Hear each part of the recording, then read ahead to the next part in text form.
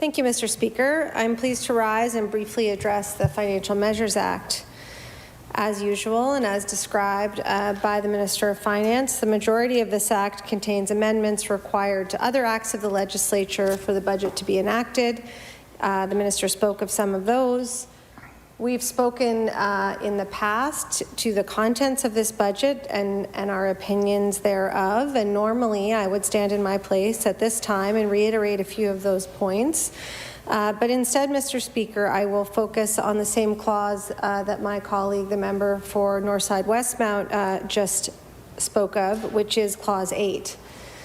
Clause 8 increases the capacity for the provincial government to borrow money at any time without having to bring the matter before the Nova Scotia Legislature. It's emblematic of the pattern we've seen over the past 8 years of increasing disregard for our democratic systems and oversight, concentration of power, including crucial borrowing and spending power in Executive Council. During the COVID-19 pandemic, the government authorized additional appropriations and used this not yet enumerated borrowing power on 2 separate occasions.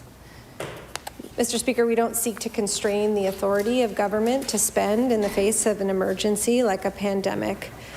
But the Minister of Finance has said that the legal opinion that they received was that this was allowed under existing rules, but that there was a desire to amend the legislation to allow it in the future, or as the member for Northside-Westmount so aptly and somewhat ironically put it, to bring clarity.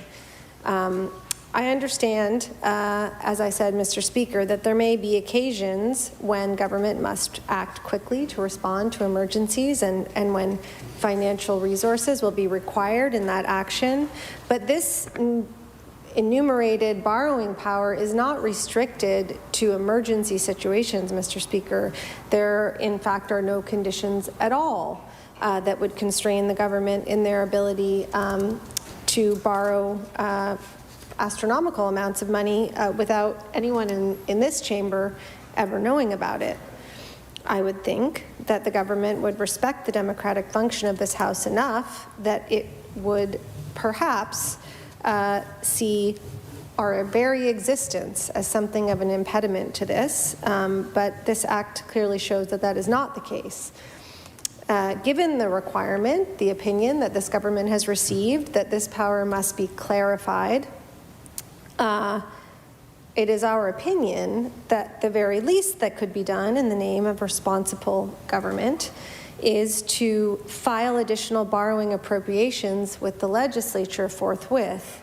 That would bring clarity and its synonym, Mr. Speaker, transparency to some of the functionings of the Department of Finance and of our government.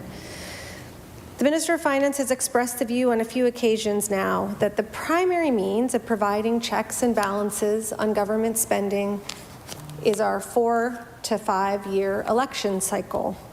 Our caucus disagrees, Mr. Speaker.